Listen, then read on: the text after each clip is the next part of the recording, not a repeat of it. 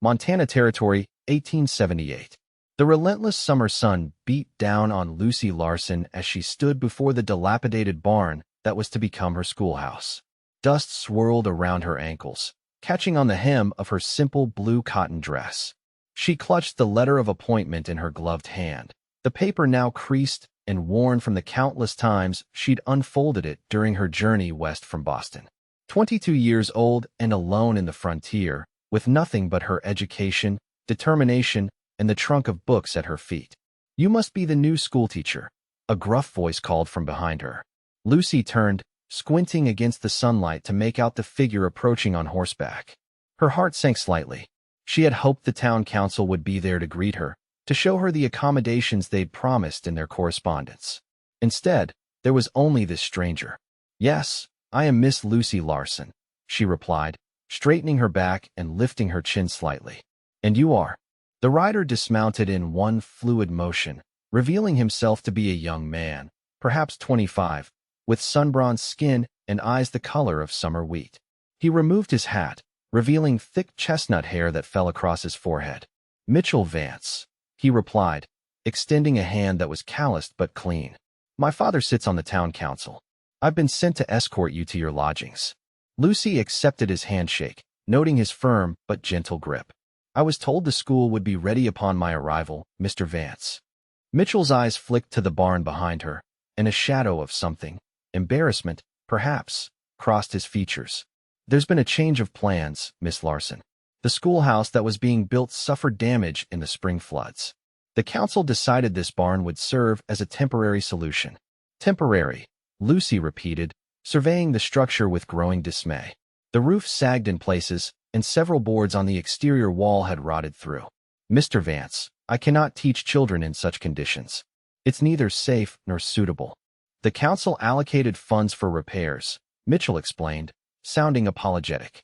"But the railroad's late delivery of materials has delayed the work." Lucy bit her lip, fighting back tears of frustration. She had left everything behind: her comfortable teaching position in Boston, her widowed mother's home, her few friends, all for the promise of building something meaningful in this frontier community. Now it seemed that promise might be as substantial as the dust beneath her feet. "When will the materials arrive?" she asked, struggling to keep her voice steady. "That's the trouble, Miss Larson. Nobody knows for certain." Lucy turned away, unwilling to let this stranger see her distress. The setting sun cast long shadows across the prairie, giving the landscape a melancholy beauty that matched her mood. "School is scheduled to begin in 2 weeks, she said finally. "What am I to do until then?" Mitchell stepped forward, coming to stand beside her. "I might have a solution, if you're willing to hear it." Lucy glanced at him, noticing for the first time the quality of his clothing, simple but well-made, with none of the patched and mended appearance of most frontier garb she'd observed on her journey. "I'm listening, Mr. Vance," she said cautiously. "My father's ranch is the largest in the territory," Mitchell explained, a statement of fact rather than boastfulness. "We have resources, lumber, men who can work. If you'll allow it, I'd like to help make this school ready for the children." Lucy studied him, trying to discern his motivation. "Why would you do that, Mr. Vance?" "The town council seems content to let things remain as they are." Mitchell's expression hardened slightly. "The council, including my father, doesn't always understand what this community needs. Education matters, Miss Larson. I've seen too many children growing up without learning to read or cipher, destined to repeat their parents' hardships." There was passion in his voice, surprising Lucy. She had not expected to find an ally in this rugged place, least of all in this handsome young rancher. "That's very generous, Mr. Vance," she said. "But I couldn't possibly accept such charity." "Not charity," he corrected. "Consider it an investment in the future of Prairie Ridge."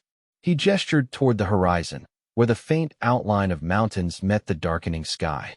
"This territory has potential beyond cattle and crops, but only if its people are educated enough to see it." Lucy felt a flutter of something unfamiliar in her chest. Hope, perhaps, or the first stirring of an emotion she wasn't ready to name. "Very well, Mr. Vance. I accept your offer of assistance, though I insist on contributing to the work myself." Mitchell's smile transformed his serious face, crinkling the corners of his eyes. "I wouldn't dream of stopping you, Miss Larson. Now, Shall I take you to your lodgings? Mrs. Peterson is expecting you for supper, and she's not a woman who appreciates tardiness.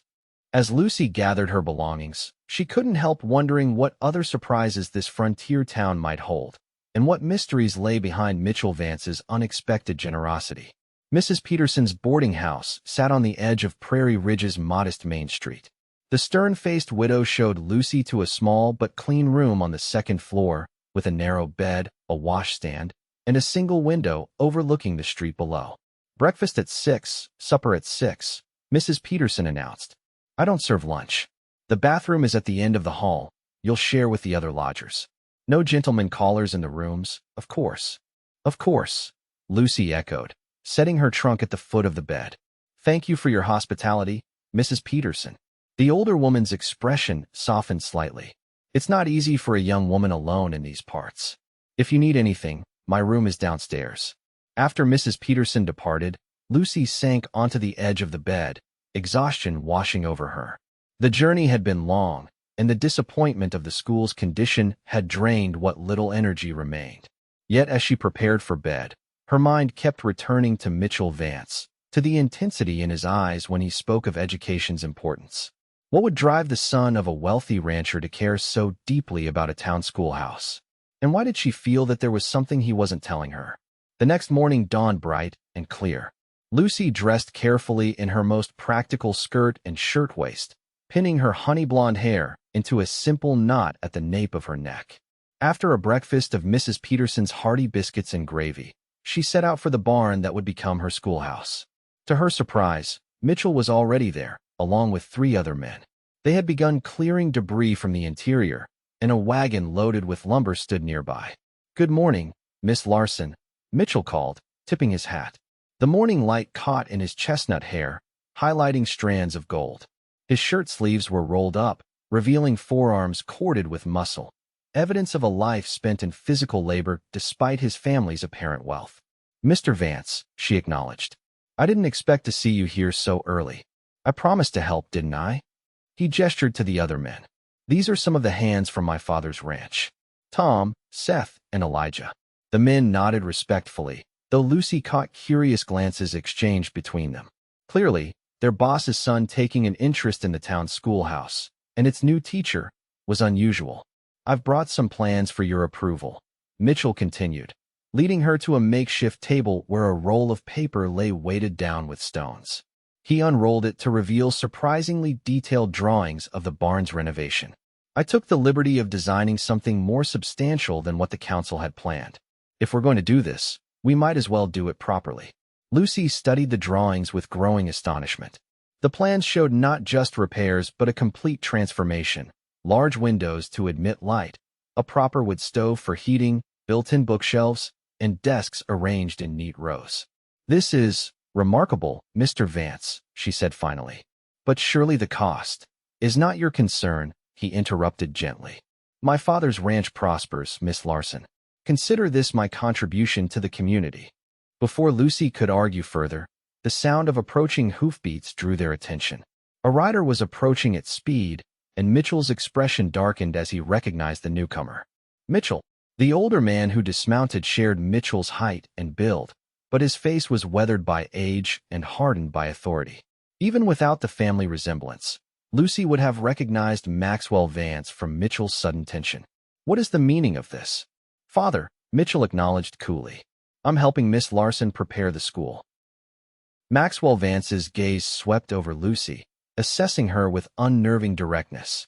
"Miss Larson, welcome to Prairie Ridge. I apologize for not meeting you upon your arrival yesterday." "Thank you, Mr. Vance," Lucy replied, uncomfortable under his scrutiny. "Mitchell, a word." Maxwell gestured his son away, not bothering to disguise his displeasure. The 2 men moved several paces away, but their voices carried in the still morning air. Lucy pretended to study the plans while straining to hear their conversation. "This is not what the council agreed to," Maxwell was saying sharply. "The barn was to be made minimally habitable until we determine if there's sufficient interest to warrant a proper schoolhouse." "You mean until you determine if education is a worthy investment?" Mitchell countered. "We've had this discussion, Father. The territory is changing. The children here deserve, What they deserve is practical knowledge that will help them survive in this land, Maxwell interrupted. Reading fairy tales won't teach them to grow crops or raise cattle. Is that all you think education is? Mitchell's voice rose slightly. Reading fairy tales? Lucy could hear the old argument beneath their words, sensed that this was merely the latest skirmish in a longer war between father and son. What puzzled her was why Mitchell, who clearly benefited from his father's wealth and position, would oppose him on this matter.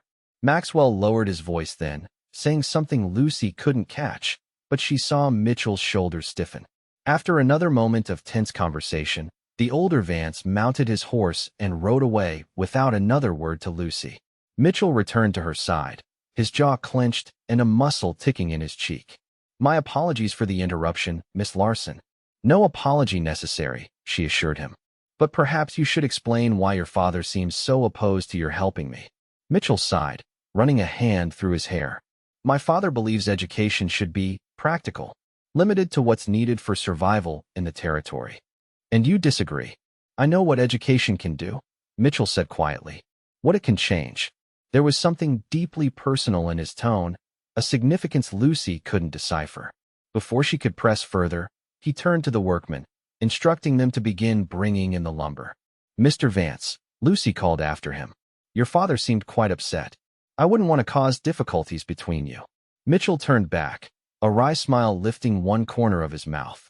Difficulties between my father and me are nothing new, Miss Larson. Don't concern yourself. But as Lucy watched him directing the work, she couldn't help but wonder what secrets lay beneath the surface of the Vance family, and how they might affect her future in Prairie Ridge. The work progressed rapidly over the next few days. Lucy divided her time between helping with the schoolhouse renovation and preparing her lessons. Mitchell appeared each morning with his workers, often staying until sunset. Though he maintained a respectful distance, Lucy found herself increasingly aware of his presence, of the way his eyes sometimes lingered on her when he thought she wasn't looking. One evening, as the sun dipped below the horizon, painting the sky in shades of orange and purple, Lucy found herself alone with Mitchell. The workmen had departed, and they stood together surveying the progress. It's truly remarkable, Lucy said, gazing around the transformed interior. The walls had been repaired and whitewashed, new windows installed, and the floors sanded smooth. Mitchell's workers had begun constructing desks according to his designs. I never imagined it could look like this. It's not finished yet, Mitchell reminded her. But we'll have it ready before school begins. Lucy turned to him, struck once again by the intensity in his weak-colored eyes. Why are you doing all this, Mr. Vance? And please, don't tell me again that it's an investment in the community's future. There's something more, isn't there? Mitchell hesitated, then gestured to a bench they'd installed along one wall. Perhaps we should sit. When they were seated, Mitchell stared at his hands for a long moment before speaking. Did you know I wasn't born wealthy, Miss Larson? Lucy blinked in surprise. No, I assumed your family had always. My father was a cowhand when he met my mother, Mitchell explained. She was the daughter of a moderately successful rancher. They eloped, and her father disowned her. For the first 10 years of my life, we lived in a one-room cabin not much bigger than this schoolroom. What changed? Lucy asked softly. My grandfather died without a male heir. He left the ranch to my mother, his only child, despite their estrangement. Suddenly, we were wealthy. Mitchell's voice held no pleasure at the memory. But I remember those early years, Miss Larson. I remember what it was like to have nothing but dreams and determination. And education? Lucy guessed, beginning to understand. Mitchell nodded. When I was 8, a traveling teacher stayed in our settlement for a winter. He taught me to read, showed me that there was a world beyond the territory. My father thought it was a waste of time, but my mother, his voice softened. My mother encouraged it. She wanted more for me than the life she'd known. Where is your mother now? Lucy asked gently, sensing the answer from his tone. She died 6 years ago. Influenza. Mitchell's hands tightened briefly. Before she died, she made me promise to use our good fortune to help others find their way forward. That education would be my tool. And your father doesn't share this vision. My father believes that wealth is for accumulating, not sharing, Mitchell said with a hint of bitterness. He wants me to focus solely on expanding the ranch, increasing our herds. In his mind, Education merely fills people's heads with impractical notions. Like the notion that a rancher's son might want to build a school, Lucy suggested with a small smile. Mitchell's answering smile transformed his serious face. Precisely. As the sunset's glow illuminated his features, Lucy felt that unfamiliar flutter in her chest again. She was beginning to recognize it for what it was. Attraction, yes, but also a deeper connection to this complex young man whose passion for education matched her own. "Thank you for trusting me with your story, Mr. Vance," she said quietly. "Mitchell," he corrected. "I think after all this, you might call me Mitchell." "Mitchell," she repeated, feeling a strange intimacy in the simple act of speaking his given name. "Then you must call me Lucy." "Lucy," he said, the words sounding like a caress on his lips. For a moment, they sat in silence, something unspoken passing between them. The spell was broken by the distant sound of Mrs. Peterson's dinner bell. Lucy stood quickly, suddenly conscious of propriety. "I should go? Mrs. Peterson is strict about punctuality." Mitchell rose as well. "Of course. I'll escort you back to town." As they walked toward Prairie Ridge in the gathering dusk, Lucy sensed that something fundamental had changed between them. The question was whether that change would bring joy or heartache in the days to come. News of Mitchell's involvement in the schoolhouse renovation spread quickly through Prairie Ridge. Lucy learned from Mrs. Peterson that opinions were divided. Some townspeople were grateful for the Vance family's contribution, while others whispered about Mitchell's motives for spending so much time with the pretty new schoolteacher. Lucy tried to ignore the gossip, focusing instead on the approaching school term. Mitchell had arranged for notices to be distributed throughout the surrounding area, encouraging families to send their children to the new school. Lucy had prepared her curriculum, ordered supplies, and familiarized herself with the territorial education requirements. 5 days before school was to begin, Lucy arrived at the schoolhouse to find an elegant carriage parked outside. A woman in an expensive burgundy traveling dress stood examining the building's exterior. "Good morning," Lucy called, approaching cautiously. "May I help you?" The woman turned, revealing a face that might once have been beautiful but had hardened with age and disappointment. Her dark hair, threaded with silver, was arranged in an elaborate style that seemed out of place in the frontier town. "You must be the teacher," the woman said, her accent revealing Eastern origins similar to Lucy's own. "I am Mitchell Vance." Lucy felt a flutter of anxiety. Mitchell's stepmother. He had mentioned that his father had remarried 2 years after his mother's death, to a widow from St. Louis. "Miss Lucy Larson." She introduced herself with a polite curtsy. "It's a pleasure to meet you, Mrs. Vance." Marianne's cool gaze assessed Lucy from head to toe. "My husband is concerned about the extensive nature of the renovations being undertaken here. He sent me to inquire after your intentions, Miss Larson." "My intentions?" Lucy repeated, confused.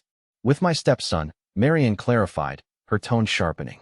"Mitchell has always been idealistic, easily influenced by a pretty face. Maxwell and I are naturally concerned when he suddenly diverts significant resources to a project championed by an unmarried young woman from the East." Lucy felt heat rise to her cheeks, both from embarrassment and indignation. "Mrs. Vance, I assure you, I never asked Mitchell, Mr. Vance, to assist me to this extent. He offered his help freely, out of concern for the children's education."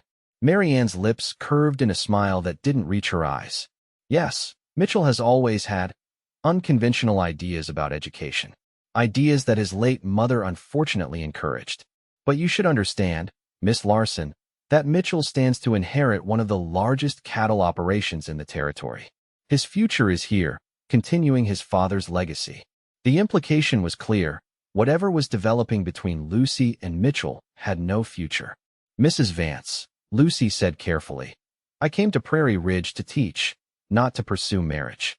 Mitchell's assistance with the school has been invaluable, but our relationship is purely professional."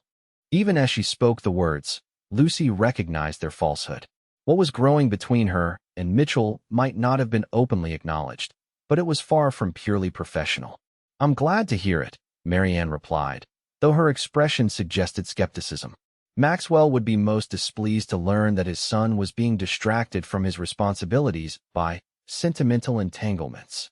Before Lucy could respond, the sound of approaching hoofbeats announced Mitchell's arrival. His expression darkened when he saw his stepmother, Marianne. He acknowledged stiffly as he dismounted. This is unexpected. Your father sent me to check on the progress of your project, Marianne explained, her tone making the words sound frivolous. Mitchell's gaze moved to Lucy, concern evident in his eyes. I hope you haven't been troubling Miss Larson with family matters. Not at all, Marianne assured him with false brightness. We were just becoming acquainted. I was explaining to Miss Larson how important your duties to the ranch are, especially with your father considering retirement in the next few years. Mitchell's jaw tightened. My father has been considering retirement since he remarried Marianne. Somehow, the actual event never materializes. An uncomfortable silence fell. Lucy felt caught in the crossfire of family tensions she didn't fully understand. Well, Marianne finally said, gathering her skirts, I should return to the ranch. Your father will be anxious to hear about the progress here. She turned to Lucy with a smile that didn't quite mask her warning. It was a pleasure to meet you, Miss Larson.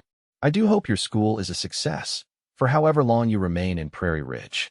After Marianne departed, Mitchell exhaled slowly, running a hand through his hair in a gesture Lucy had come to recognize as a sign of frustration. I apologize for my stepmother, he said. She can be difficult. She's protective of you, Lucy suggested diplomatically. Mitchell's short laugh held no humor. Protective of my father's interests, you mean? Marianne has never shown particular concern for me, except as it relates to the ranch's future. Lucy hesitated, then asked the question that had been growing in her mind. Mitchell, what exactly are your father's expectations for you? Your stepmother implied that I'm the heir to the Vance empire? Mitchell finished with a wry smile. Yes, that's what my father wants. For me to marry a suitable woman, probably the daughter of another wealthy rancher, and spend my life accumulating more land, more cattle, more wealth. And what do you want? Lucy asked softly. Mitchell looked at her then, his gaze direct and searching. Something else entirely, Lucy. Something I'm only now beginning to understand. The intensity in his eyes made Lucy's heart beat faster. She was saved from having to respond by the arrival of the workmen, but throughout the day, Mitchell's words echoed in her mind. Something else entirely. Was she that something? And if she was, what future could possibly exist for a wealthy rancher's son and a poor schoolteacher with nothing to her name but education and dreams? The day before school was to begin, Mitchell arranged for the townspeople to visit the renovated schoolhouse. Lucy watched with pride as families toured the transformed space, admiring the sturdy desks, the large windows that flooded the room with light, and the small library Mitchell had stocked with books ordered from Denver. Miss Larson, a young girl of about 10, tugged at Lucy's skirt.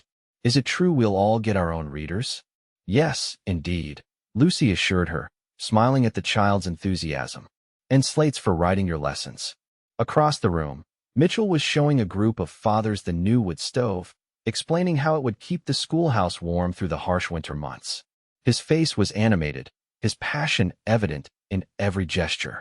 Lucy felt a presence beside her and turned to find Elijah, one of Mitchell's ranch hands who had worked tirelessly on the renovation. He's a good man, Miss Larson, Elijah said quietly, nodding toward Mitchell. Yes, he is, Lucy agreed. Better than most realize, Elijah continued. Been teaching some of us ranch hands to read. Did you know that? After work, when his father's not around. Lucy's surprise must have shown on her face, for Elijah nodded. 2 years now. Got books hidden in the bunkhouse. Says a man can't be truly free if he can't read the contracts he signs or the laws that govern him. This new revelation about Mitchell only deepened Lucy's growing feelings for him. Not only did he support education in principle, but he put that belief into practice at personal risk to his relationship with his father. Before Lucy could respond, the schoolhouse door opened to admit Mitchell Vance. The room quieted immediately, conversations faltering as the powerful rancher surveyed the gathered townspeople. Quite an improvement, Maxwell commented, his deep voice carrying easily through the room. My son appears to have spared no expense. Mitchell approached his father, his stance guarded. Father, I didn't expect you to attend. Evidently, Maxwell's gaze swept the room, taking in the quality of the renovations. The council will be pleased with the results, though perhaps surprised by the extent of the enhancements. The children deserve a proper place to learn, Mitchell replied evenly. Maxwell's attention shifted to Lucy. Miss Larson, you've made quite an impression on my son in a very short time. Lucy felt the weight of the townspeople's curious stares. Your son has been extraordinarily generous to the school, Mr. Vance. The entire community benefits from his vision. Vision, Maxwell repeated, as though tasting a foreign word. Yes, Mitchell has always had vision, sometimes at the expense of practicality. The tension between father and son was palpable. Lucy searched for a way to defuse it before it spoiled what should have been a celebratory occasion. Mr. Vance, she said, addressing Maxwell, perhaps you'd like to see the library your son has provided? We have books on agricultural techniques and animal husbandry that I'm sure will be of practical use to many families. For a moment, Maxwell studied her, his expression unreadable. Then he inclined his head slightly. Very well, Miss Larson. Lead the way. As Lucy guided Maxwell through the schoolhouse, she was acutely aware of Mitchell watching them, his expression a mix of concern and something that might have been hope. She showed Maxwell the practical texts, emphasizing how education would benefit the community's economic prospects. You're quite the diplomat, Miss Larson, Maxwell observed when they had completed the tour. I merely wish for the school to have the support of all Prairie Ridge's citizens, Lucy replied carefully, especially its most influential ones. Maxwell's eyes narrowed slightly. Including my son's support? He seems quite invested in your success. Lucy met his gaze steadily. Mitchell believes in education, Mr. Vance. His support of the school speaks to that belief, not to any personal interest in me. Does it? Maxwell asked mildly. My son has never shown such enthusiasm for community projects before your arrival. Before Lucy could formulate a response, they were interrupted by Mrs. Peterson, who wanted to introduce Maxwell to her niece, a lovely girl of 19, Mr. Vance, and so accomplished on the pianoforte. As Maxwell was led away, Lucy caught Mitchell's eye across the room. He moved toward her, weaving through the crowd with purpose. What did my father say to you? He asked quietly when he reached her side. He implied that your interest in the school might be more personal than professional, Lucy admitted. Mitchell's jaw tightened. And what did you tell him? That your support was about education, not me. Lucy glanced up at him. Was I wrong? For a long moment, Mitchell held her gaze, something unspoken passing between them. No, he finally said. But not entirely right, either. Before he could elaborate, they were surrounded by children eager to show their parents the desks Mitchell had built, each carved with the student's name. The moment was lost, but Lucy carried Mitchell's words with her for the rest of the evening, turning them over in her mind like a treasured token. The first day of school dawned clear and cool, with a hint of autumn in the air. Lucy rose early, dressing in her finest teaching outfit, a high-necked navy blue dress with modest white collar and cuffs. She arranged her honey-blonde hair in a simple but neat style, securing it with pins. At breakfast, Mrs. Peterson presented her with a small package wrapped in brown paper. A little something for your first day, Miss Larson. Inside was a small brass bell, its surface polished to a warm glow. For calling the children to order, Mrs. Peterson explained. Every proper teacher needs one. Lucy was touched by the thoughtful gift. Thank you, Mrs. Peterson. It's perfect. The older woman's normally stern expression softened. You've brought something good to this town, Miss Larson. Not just learning, but hope. By 8 o'clock, Lucy was at the schoolhouse, making final preparations. She arranged books and slates, checked that there was fresh chalk for the blackboard, and reviewed her welcoming speech one last time. At 8:30, the first students began to arrive, farm and ranch children dressed in their Sunday best, their faces scrubbed clean, hair slicked down with water or arranged in neat plaits.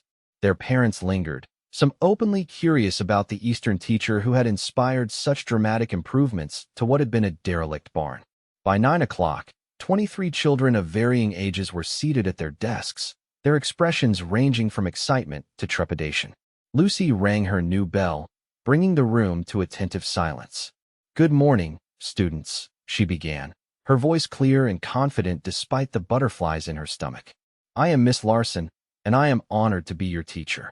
As Lucy proceeded with her carefully prepared introduction, she noticed movement at the back of the room. Mitchell had slipped in quietly and stood watching, his expression one of quiet pride. Their eyes met briefly, and Lucy felt a surge of confidence. Whatever doubts she had harbored about her decision to come west, in this moment, she knew she was exactly where she was meant to be. The school day passed in a blur of introductions, assessments of the children's varying levels of knowledge, and establishment of rules and routines. Lucy was impressed by the students' eagerness to learn, though their previous education had been spotty at best. Some could read fluently, while others barely recognized letters. A few showed remarkable aptitude for mathematics, while others struggled with basic sums. When the final bell rang at 3 o'clock, Lucy stood at the door, bidding each child farewell by name. Several parents waited outside, eager to hear reports of the first day. They did wonderfully, Lucy assured one anxious mother. Your Emily has quite a gift for reading. As the crowd dispersed, Mitchell approached, leading his horse. How was your first day, Miss Larson? He asked formally, mindful of the watching parents. Exhausting but rewarding, Mr. Vance, Lucy replied with equal formality, though her smile held warmth meant only for him. The children are bright and eager to learn. I'm glad to hear it. Mitchell hesitated, then added more quietly. My father has asked me to extend an invitation to dinner at the ranch this Saturday. He wishes to discuss the school's future. Lucy's smile faltered. After their encounter at the schoolhouse opening, she wasn't certain what to expect from Maxwell Vance. Is that wise? Probably not, Mitchell admitted with a wry smile. But declining would only strengthen his suspicions about us. Us. The simple word held such complex implications. Then I accept, Lucy said, her voice steadier than she felt. What time should I be ready? I'll collect you at 5, Mitchell replied. And Lucy, don't worry. Whatever my father's intentions, I won't let him interfere with what we've built here. As Mitchell rode away, Lucy wondered whether he meant the school or something more personal growing between them. The rest of the week passed in a flurry of activity as Lucy established her teaching routine. The children proved receptive to her methods, though she quickly realized she would need to be flexible in her approach, adapting lessons to accommodate the wide range of ages and abilities represented in her single classroom. Word of the school's success spread, and by Friday, Lucy had enrolled 5 more students from outlying farms. The parents' initial wariness had largely given way to appreciation, especially as their children returned home bubbling with enthusiasm about their new teacher and the knowledge they were acquiring. Saturday evening arrived all too quickly. Lucy had fretted over her limited wardrobe, finally settling on her best dress, a pale green silk with modest lace trim that her mother had insisted she pack for special occasions. She pinned her hair in a more elaborate style than usual, allowing a few soft tendrils to frame her face. Mrs. Peterson watched Lucy's preparations with knowing eyes. The young Vance has taken quite an interest in our schoolteacher, she observed as Lucy descended the stairs. Lucy felt her cheeks warm. Mitchell has been very supportive of the school. Mitchell, is it? Mrs. Peterson raised an eyebrow. Be careful, Miss Larson. The Vances move in different circles than schoolteachers. It's simply dinner, Mrs. Peterson, Lucy insisted, though her racing heart belied her casual tone. The older woman adjusted Lucy's collar with motherly concern. Just remember that while the son may have progressive ideas, the father is old-fashioned in his views of social standing. Maxwell Vance expects his son to marry wealth and connections. Before Lucy could respond, a knock at the door announced Mitchell's arrival. Mrs. Peterson opened it to reveal him standing on the porch, hat in hand, dressed in a well-tailored suit that emphasized his broad shoulders and trim waist. His chestnut hair was neatly combed, though one wayward lock fell across his forehead in a way that made Lucy's heart skip. Good evening, Mrs. Peterson, Lucy, he greeted them, his eyes lingering on Lucy with undisguised appreciation. You look beautiful. Thank you, Lucy replied, suddenly shy under his admiring gaze. You're very handsome yourself. Mrs. Peterson cleared her throat pointedly. Have her back at a respectable hour, Mr. Vance. Yes, ma'am, Mitchell agreed solemnly, though his eyes danced with suppressed amusement. He offered Lucy his arm. Shall we?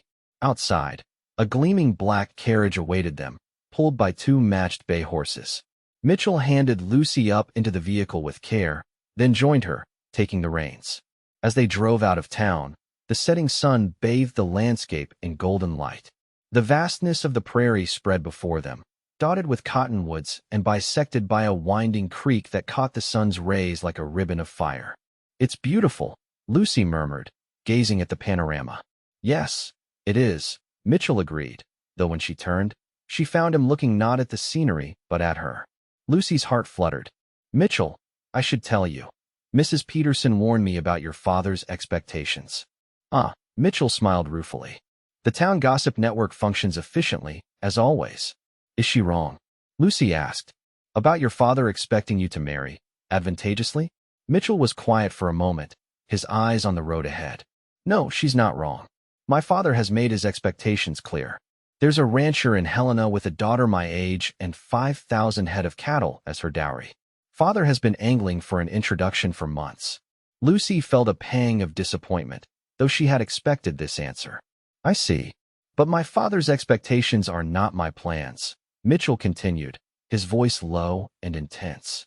Lucy, there are things I haven't told you, about my hopes for the future, about what I want to build here. What things? Lucy asked, curiosity piqued. Mitchell hesitated, then shook his head slightly. Not now? After dinner, perhaps. I don't want my father overhearing before I'm ready to tell him myself. The mystery in his words intrigued Lucy, but before she could press further, the Vance ranch house came into view. Unlike the simple log structures that dominated the territory, the Vance home was an imposing two-story residence built of locally quarried stone, with wide verandas and tall windows that reflected the sunset's glow.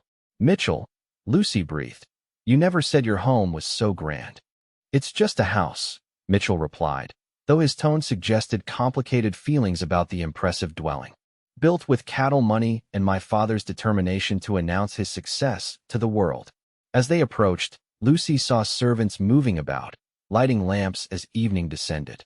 Mitchell helped her down from the carriage, his hand lingering on hers a moment longer than strictly necessary. Ready? He asked quietly. Lucy nodded, though her stomach twisted with nerves. As I'll ever be. Mitchell offered his arm once more, and together they ascended the steps to what promised to be a most revealing evening. The interior of the Vance home was even more impressive than its exterior.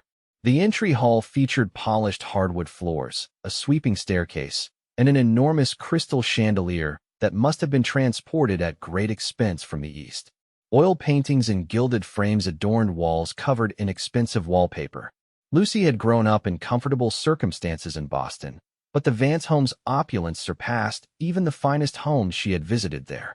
Mary Ann Vance greeted them in the drawing room, dressed in an elaborate gown of deep purple silk that would not have looked out of place in a fashionable Eastern parlor.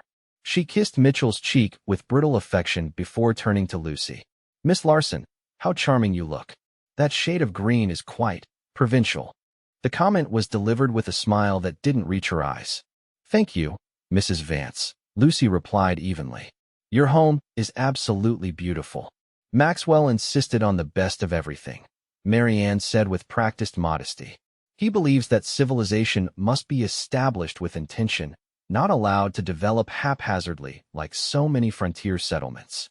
Maxwell Vance entered then, commanding attention without effort. He wore a well-cut suit that emphasized his still powerful physique, and Lucy could see where Mitchell had inherited his height and bearing. Miss Larson, Maxwell greeted her with a slight bow. Welcome to our home. Thank you for inviting me, Mr. Vance, Lucy replied, dropping a small curtsy. Mitchell speaks highly of your teaching abilities, Maxwell continued, gesturing for everyone to be seated. He tells me you've already increased enrollment at the school. The children are eager to learn, Lucy said, and their parents recognize the value of education, especially as the territory develops. Maxwell's expression remained neutral, but Lucy sensed skepticism behind his polite facade. Indeed, development is inevitable, I suppose, though not always for the better. A servant announced dinner before Lucy could respond. Mitchell offered her his arm to escort her to the dining room, where the table was set with fine china and crystal that gleamed in the candlelight. Throughout the meal, Maxwell directed the conversation skillfully, probing Lucy's background, education, and views on various topics from politics to literature. Lucy felt as though she were being interviewed for a position, which, in a way, she supposed she was. Maxwell was clearly assessing her suitability as a potential connection to his son. And what brought you to Montana Territory, Miss Larson? Maxwell asked as dessert was served. Surely a young woman of your education had opportunities in the East. Lucy considered her response carefully. I wanted to make a difference, Mr. Vance. In Boston, I was one of dozens of qualified teachers competing for positions in established schools. Here, I can build something new, help shape the territory's future through its children. Admirable idealism, Maxwell commented, his tone suggesting he found it anything but. Though one wonders how long such idealism survives the harsh realities of frontier life. Father, Mitchell warned quietly. It's a fair question, Lucy interjected. The frontier presents challenges I never faced in Boston, certainly. But it also offers freedom and possibilities that simply don't exist in more established places. Freedom comes at a price, Maxwell observed, especially for a young woman alone. I'm not truly alone, Lucy countered. I've found Prairie Ridge to be a welcoming community, full of good people willing to help their neighbors. Some more willing than others, Marianne inserted with a pointed look at Mitchell. An uncomfortable silence fell. Maxwell broke it by rising from his chair. Mitchell, why don't you show Miss Larson the library while Marianne and I have coffee served in the drawing room? I'm sure our guest would appreciate seeing your mother's collection of books. It was clearly a dismissal, but Lucy was relieved at the opportunity to escape the dining room's growing tension. Mitchell led her through the house to a cozy room lined with bookshelves. Unlike the ostentatious drawing room, this space felt genuinely lived in, with comfortable leather chairs, a desk scattered with papers, and the subtle scent of old books. This was my mother's sanctuary, Mitchell explained, closing the door behind them. My father built the house for her, though she never quite adjusted to its grandeur. She preferred this room to any other. Lucy moved to the shelves, running her fingers lightly over the leather-bound volumes. She had excellent taste in literature. She would have liked you, Mitchell said quietly. Very much, I think. Lucy turned to find him watching her, his expression softer than she had ever seen it. I wish I could have known her. So do I. Mitchell crossed to a desk by the window and opened a drawer, withdrawing a rolled document tied with ribbon. Lucy, there's something I want to show you. Something I've been planning for months. Curious, Lucy joined him as he unrolled the document on the desk. It was a detailed architectural drawing of a building far more elaborate than their renovated barn schoolhouse. A proper school with multiple classrooms, a large central hall, and what appeared to be living quarters attached. What is this? Lucy asked, studying the plans. The future, Mitchell replied, a note of excitement entering his voice. I've purchased land at the crossroads 2 miles east of town. It's the perfect location for a proper school, central to several communities, not just Prairie Ridge. Lucy looked up at him in astonishment. You're building another school? But we've just finished. Not just a school, Mitchell interrupted gently. An academy, with multiple teachers, classrooms for different subjects and age groups. The living quarters would be for the headmistress and unmarried teachers. Headmistress, Lucy repeated, the implications dawning on her. You mean me? Mitchell nodded, his eyes alight with enthusiasm. Who else? You've already proven your abilities, your dedication. The school in town would become the primary department, feeding students to the academy as they advance. Lucy's mind raced with the possibilities and the problems. Mitchell, this is extraordinary, but the cost would be enormous. And your father would never approve, Mitchell finished for her. Which is why I haven't told him. I've been using my personal inheritance from my mother to purchase the land and commission the plans. The funds are mine to dispose of as I wish. Lucy studied the plans again, noting the careful attention to detail, the thoughtful layout that would facilitate learning. This isn't a recent idea, is it? You've been planning this for some time. Since before you arrived, Mitchell admitted. I advertised for a teacher with administrative experience specifically because I needed someone capable of helping me build this vision. A flash of disappointment cut through Lucy's excitement. So your interest in me was professional from the start. Mitchell moved closer, gently turning her to face him. My initial interest, perhaps.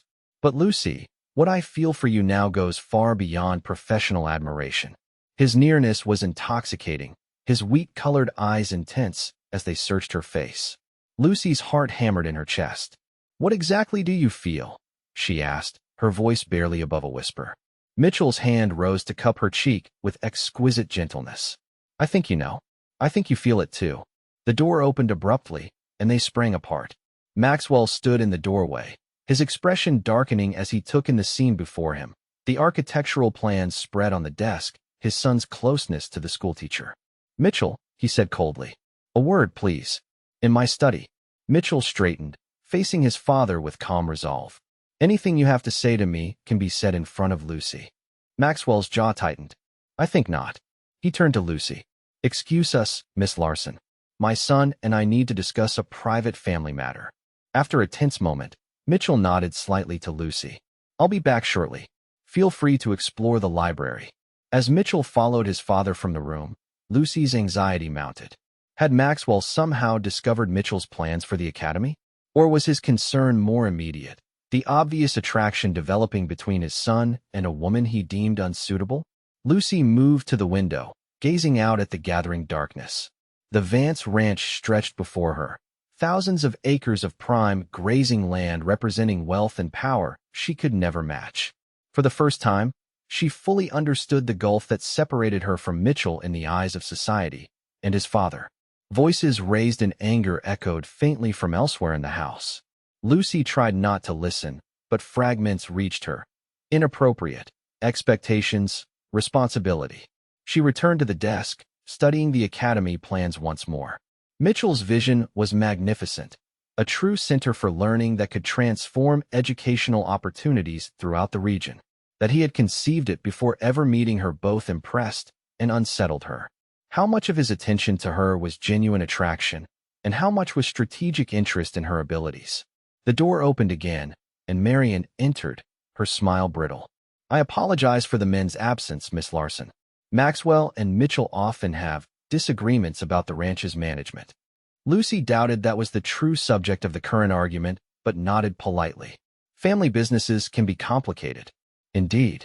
Marianne's gaze fell on the plans Lucy had failed to roll up. Her expression sharpened. "What's this?" Before Lucy could intervene, Marianne had crossed to the desk and was examining the drawings. Her face paled, then flushed with anger. "So this is what he's been planning," she said quietly, almost to herself. "This is where the money has been going."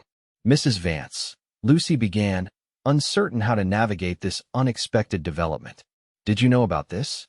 Marianne demanded, her composure slipping. "Were you part of this scheme from the beginning?" "I only just learned of it myself," Lucy admitted. "Mitchell showed me the plans tonight." Marianne laughed without humor. How convenient. The poor schoolteacher, swept off her feet by the wealthy rancher's son, innocently unaware of his plans to undermine his father's authority. "That's not fair," Lucy protested. "Mitchell believes in education. This academy is his dream." "His dream?" Marianne's voice rose slightly. "His duty is to this ranch, to the legacy his father has built, not squandering his inheritance on schoolrooms and books." The door opened again, admitting Mitchell and Maxwell. Both men stopped short at the scene before them. Marianne standing over the academy plans, her face flushed with anger, Lucy facing her with equal parts defiance and dismay. Maxwell crossed to the desk in 3 long strides, taking in the architectural drawings with narrowing eyes. "What is the meaning of this?" Mitchell stepped forward, placing himself subtly between Lucy and his father. "It's exactly what it appears to be. Plans for an educational academy to serve the region. Using your mother's inheritance," Maxwell stated flatly. It wasn't a question. "Yes," Mitchell confirmed. "Funds that are legally mine to use as I see fit." Maxwell's expression hardened. "Your mother intended that money to secure your future, not to be wasted on impractical schemes." "Education is not impractical," Mitchell countered, his voice steady despite the tension radiating from him. "And this is exactly the future I want to secure, not just for myself, but for the entire territory." "With her?" Maxwell jerked his head toward Lucy. "Is this schoolteacher part of your grand plan as well?" Mitchell's gaze softened as it moved to Lucy. "She is now? Though I had conceived the academy before Miss Larson arrived, I couldn't have found a better partner to help realize it." The word partner hung in the air, its implications clear to everyone present. "I see," Maxwell said coldly. "Well, son, you face a choice. Continue with this folly, and you can consider your position at the ranch forfeit. No role in management, no share in the business beyond what your mother's will legally guaranteed." "Maxwell," Marian gasped. You can't mean that. I do. Maxwell's gaze remained locked on his son. I won't watch my life's work disregarded for the sake of misguided idealism and a pretty face. Lucy felt as though she'd been slapped. Mr. Vance, I assure you I never encouraged. Be quiet, Maxwell snapped. This is between my son and me. Don't speak to her that way, Mitchell said, his voice dangerously quiet. Lucy is not responsible for my decisions. Isn't she? Maxwell challenged. You never showed the slightest interest in educational philanthropy until she arrived. Now suddenly you're planning to build an academy? I wasn't born yesterday, Mitchell. No, you weren't, Mitchell agreed. You were born poor, with nothing but your wits and determination. You built all this from nothing. Why can't you understand that I want to give others the same opportunity? A flash of something, pain, perhaps, or recognition, crossed Maxwell's face before his expression hardened again. There's a difference between opportunity and charity. I worked for everything I have. I didn't have it handed to me by some idealistic dreamer. Mitchell shook his head slowly. You're wrong, Father. Mother handed you your first opportunity when she chose you despite her family's objections. Her love and faith in you were gifts, not earned rewards. The statement struck home. Maxwell turned away, his shoulders rigid. When he spoke again, his voice was controlled but cold. My ultimatum stands. Choose, Mitchell. The ranch or this fantasy. Without waiting for a response, Maxwell strode from the room. After a moment's hesitation and a poisonous glare at Lucy, Marian followed. Silence fell. Lucy stood frozen, overwhelmed by the rapid escalation of events. In the span of an evening, she had discovered Mitchell's ambitious plans for the academy, had her feelings for him laid bare before his family, and now witnessed him being forced to choose between his inheritance and his dreams. Dreams that somehow, improbably, had come to include her. Mitchell, she began hesitantly. I never meant to come between you and your family. Mitchell turned to her, his expression surprisingly calm. You didn't. This conflict has been brewing for years. Your arrival merely brought it to a head. But your father's ultimatum is exactly what I expected, Mitchell finished for her. Why do you think I kept the academy plan secret? Why I used only my personal inheritance rather than ranch funds? Lucy studied him, understanding dawning. You've been preparing for this confrontation. Mitchell nodded, moving to gather up the academy plans from the desk. My father and I have fundamentally different visions for the future. He sees more cattle, more land, more wealth accumulated in the hands of a few. I see education, opportunity, prosperity shared among many. And now he's forcing you to choose, Lucy said quietly. Yes. Mitchell carefully rolled the plans and secured them with the ribbon. But Lucy, you should know that my choice was made long before tonight.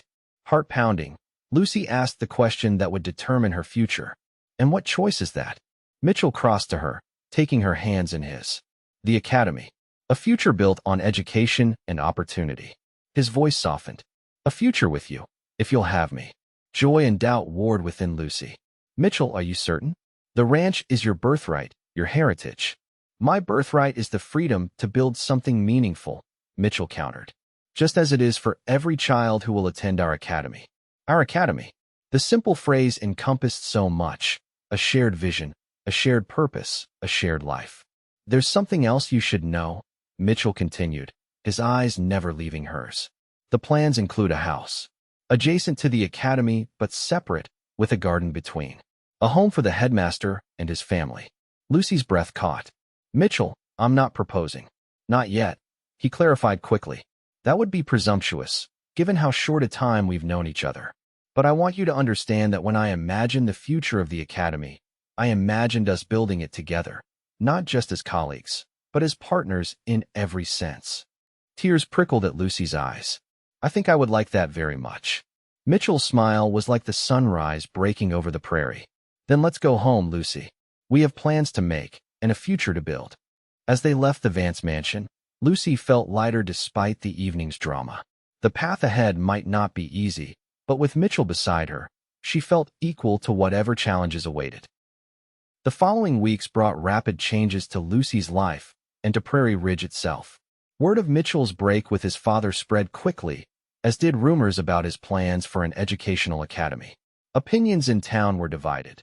Some praised Mitchell's vision and commitment to the community's future, while others considered him foolish to relinquish his position at the territory's largest ranch for the sake of book learning. Lucy continued teaching at the barn schoolhouse, though her relationship with Mitchell was now the subject of much speculation. They maintained professional decorum in public, but their growing attachment was difficult to conceal in such a small community. Construction began on the academy in early October. Mitchell threw himself into the work, often laboring alongside the hired men, determined to have the main building enclosed before winter set in. Lucy visited the site whenever her teaching duties permitted, marveling at how quickly Mitchell's vision was taking physical form. One crisp afternoon in late October, Lucy dismissed her students early to visit the construction site. The main building's frame was complete, and workers were installing the roof, while others closed in the walls with rough-sawn lumber. The structure was impressive, larger than many of the public buildings in much more established towns. Lucy found Mitchell directing the placement of windows in what would become the main assembly hall. His face was smudged with dirt, his shirt sleeves rolled up despite the autumn chill. When he caught sight of her, his tired expression brightened immediately. "Lucy," he called, making his way through the organized chaos to reach her. "I wasn't expecting you until later. I dismissed the children early," she explained. They were too excited about the harvest festival to focus on their lessons. Mitchell grinned. "Sensible decision.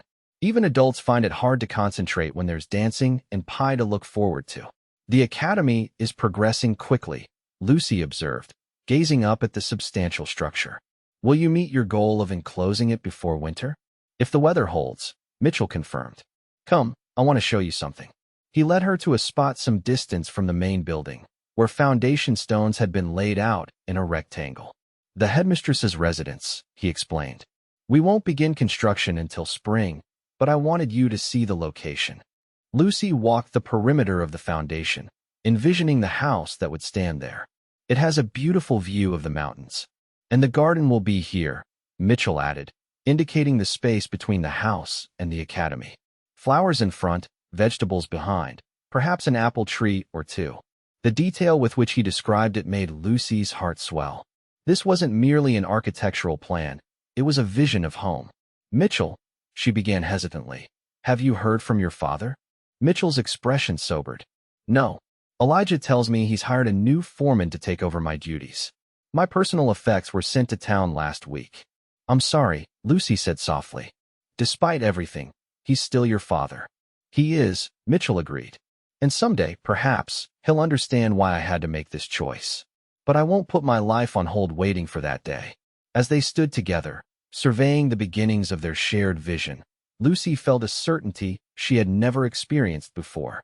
Whatever challenges lay ahead, they would face them together. "Oh," she exclaimed suddenly, reaching into her pocket. "I almost forgot. This came for you." She handed him a telegram that had been delivered to the school earlier that day. Mitchell opened it, his eyebrows rising as he read the brief message. "It's from Thomas Edison's office," he said, surprise evident in his voice. "He's accepted my invitation to speak at the Academy's dedication next spring." "Thomas Edison?" Lucy repeated, astonished. "How on earth did you manage that?" Mitchell's smile was slightly sheepish. "My mother's cousin serves on the board of one of Edison's companies. I wrote to him months ago, explaining the Academy project and its importance to the territory's development. I never really expected him to accept."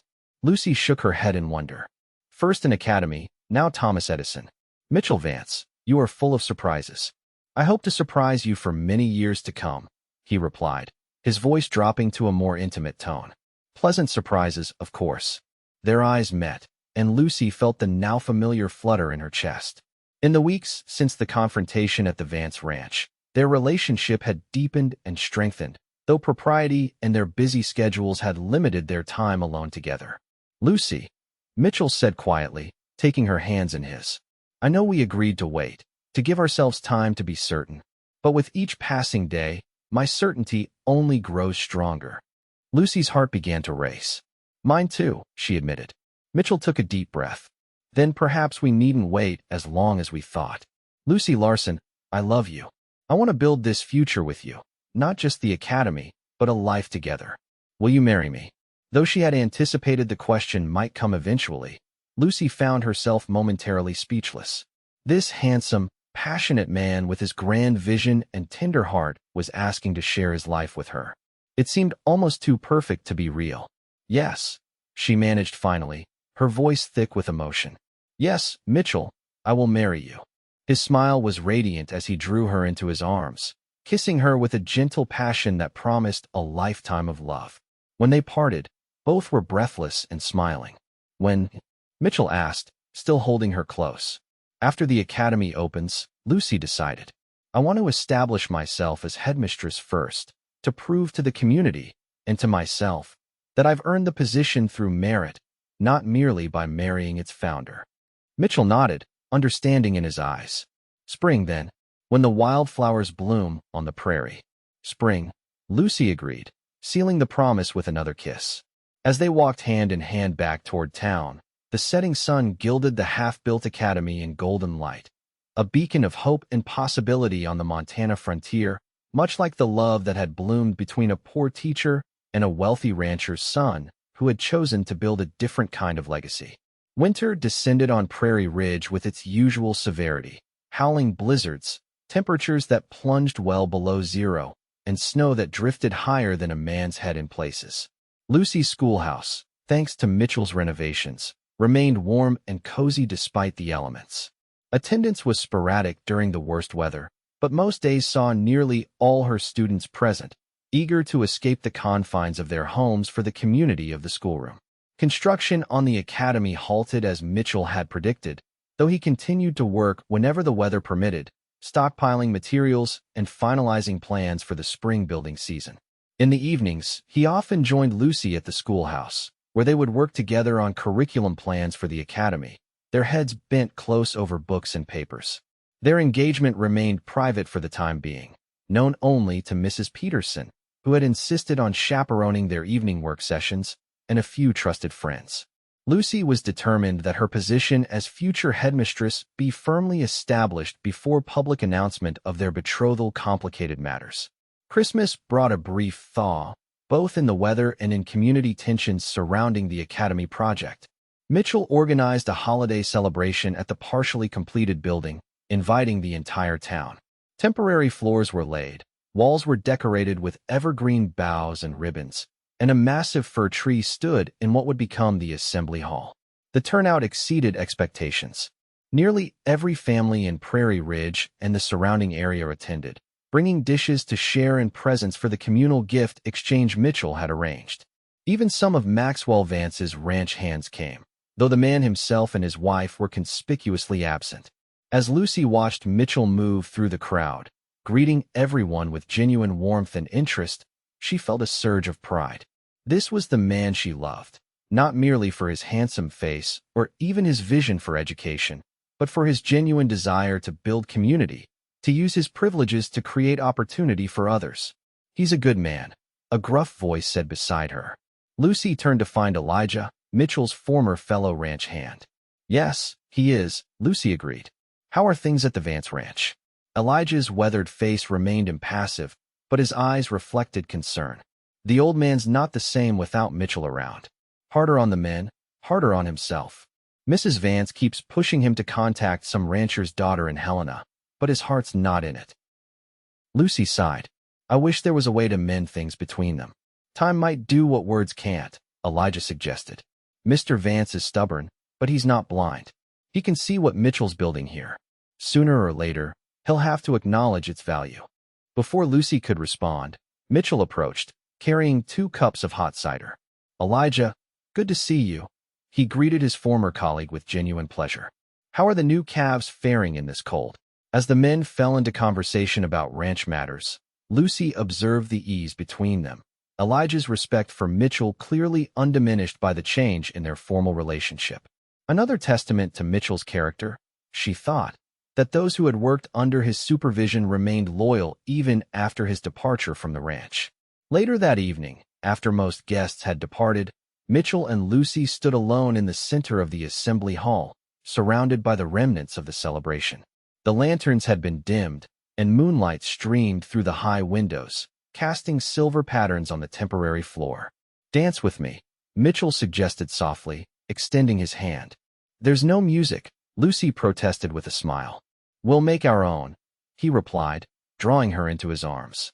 As they swayed together in the quiet moonlight, Lucy rested her head against Mitchell's chest, listening to the steady beat of his heart. This, she thought, was home, not a building or a place, but the safety and joy she found in his embrace. "I have something for you," Mitchell murmured against her hair. "A Christmas gift." "But we agreed to exchange gifts tomorrow," Lucy reminded him, lifting her head to meet his gaze. "This one couldn't wait." Mitchell reached into his pocket and withdrew a small velvet box. "I wanted to do this properly." Lucy's breath caught as he opened the box to reveal a delicate gold ring set with a modest but perfect diamond flanked by 2 small sapphires. "It was my mother's," Mitchell explained, his voice thick with emotion. "She made me promise to give it only to a woman who shared not just my heart, but my vision for a better world." Tears welled in Lucy's eyes as Mitchell took the ring from its box and slipped it onto her finger. "It's beautiful," she whispered. "Now it's official," Mitchell said softly. "And tomorrow, we tell everyone." Lucy nodded, too overwhelmed for words. Mitchell lowered his head to kiss her, a tender promise of the future they would build together. The following months passed in a blur of activity. With spring's arrival, construction on the academy resumed at a frantic pace. Mitchell was determined to have the buildings completed by the planned dedication in May, when Thomas Edison was scheduled to visit. Lucy divided her time between teaching at the barn schoolhouse, interviewing potential teachers for the academy, and preparing for her wedding, which was set for the first weekend in June. Mrs. Peterson had taken charge of the wedding preparations with surprising enthusiasm, declaring that if Prairie Ridge is going to have its first society wedding, it's going to be done properly. April brought an unexpected development. A letter arrived from Mitchell, delivered by a ranch hand from the Vance property. The missive was brief but significant. "Mitchell, I will attend the academy dedication if the invitation still stands. Your mother would have been proud of what you're building." Father, the simple acknowledgement meant more to Mitchell than he could express. "It's not an apology," he told Lucy when he showed her the letter. "But it's a beginning. Will you invite him to the wedding as well?" Lucy asked carefully. Mitchell considered this. "Yes, whether he comes or not. I want him to know that he's welcome in our life, if he chooses to be part of it." The academy dedication was scheduled for May 15th, a date chosen to coincide with Thomas Edison's Western tour. As the day approached, excitement in Prairie Ridge reached a fever pitch. The buildings were complete.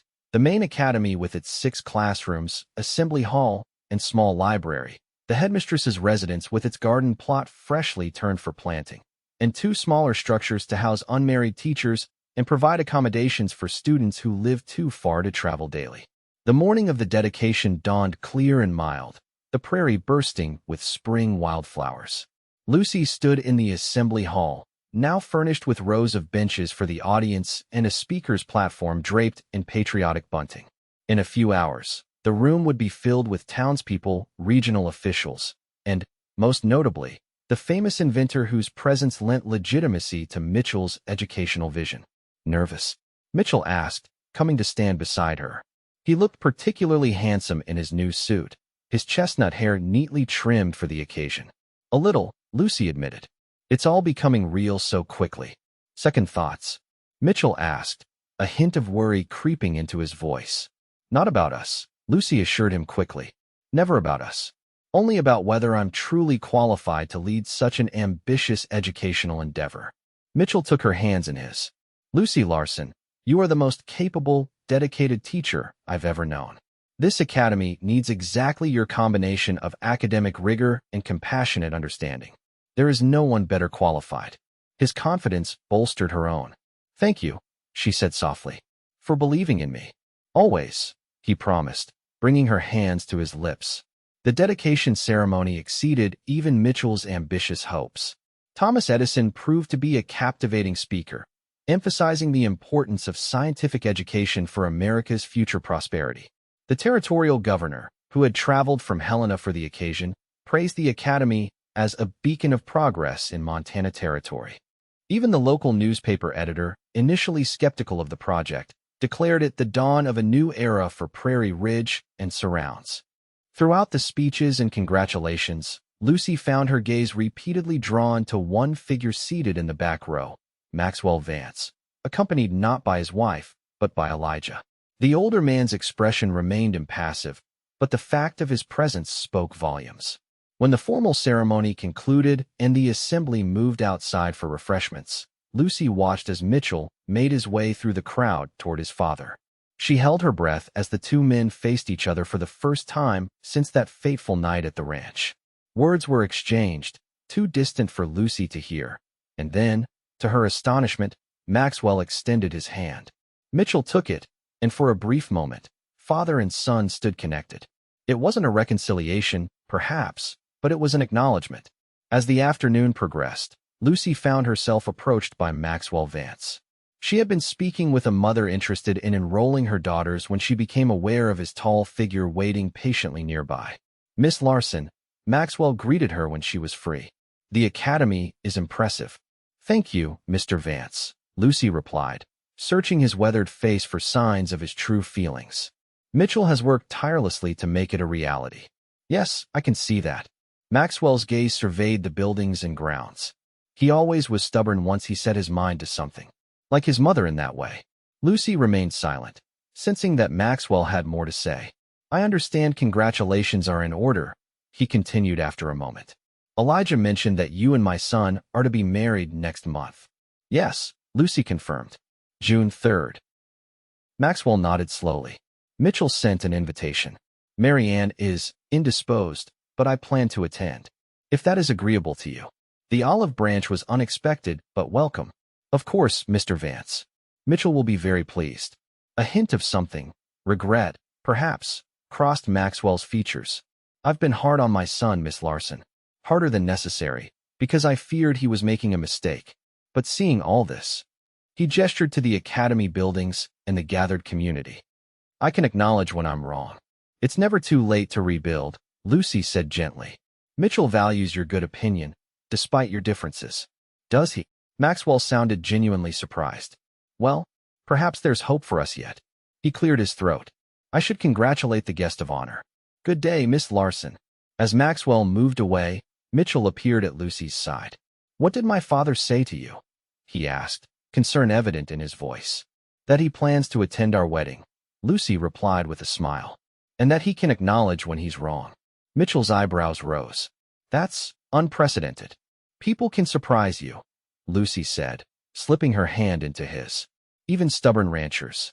The wedding of Mitchell Vance and Lucy Larson took place on a perfect June day, with wildflowers carpeting the prairie and a gentle breeze tempering the summer sun.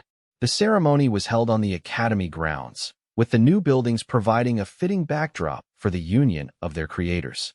Lucy wore a gown of ivory silk that Mrs. Peterson had helped her select on a special trip to Helena. Her honey-blonde hair was arranged in an elegant style adorned with small white flowers, and she carried a bouquet of prairie blooms gathered that morning by her students. Mitchell waited for her beneath an arch twined with ribbons and wildflowers, his expression one of barely contained joy as she walked toward him on the arm of Elijah, whom she had asked to give her away in the absence of her own father. The ceremony was simple but meaningful, with promises exchanged before the assembled community that had become their family. Maxwell Vance sat in the front row, his expression softening visibly as he watched his son pledge his life to the woman he loved. At the reception that followed, held in the Academy's assembly hall, Maxwell approached the newly married couple. To Lucy's surprise, he carried a large, flat package wrapped in brown paper. "A wedding gift," he explained, presenting it to Mitchell. "Something I should have given you long ago." Mitchell unwrapped the package carefully to reveal a framed document, the deed to the land surrounding the academy, extending the property by several hundred acres. "For expansion," Maxwell explained gruffly. "When the time comes." Mitchell stared at the deed, then at his father. "This is extraordinarily generous." "It's what your mother would have wanted," Maxwell replied. "She always believed in your vision, even when you were just a boy with big ideas." The two men regarded each other for a long moment, decades of misunderstanding and conflict hovering between them. "Thank you, Father," Mitchell said finally, extending his hand. Maxwell took it, then, in a move that startled everyone present, pulled his son into a brief, awkward embrace. "Be happy," he murmured, before releasing Mitchell and nodding to Lucy. "Both of you." As Maxwell moved away, Lucy squeezed Mitchell's hand. "A new beginning," she suggested softly. "For all of us," Mitchell agreed, his eyes shining with emotion. Later that evening, as twilight settled over the prairie, Mitchell and Lucy stood on the porch of what was now their home. The headmistress's residence had been completed just in time for the wedding, its simple elegance a perfect reflection of their shared vision.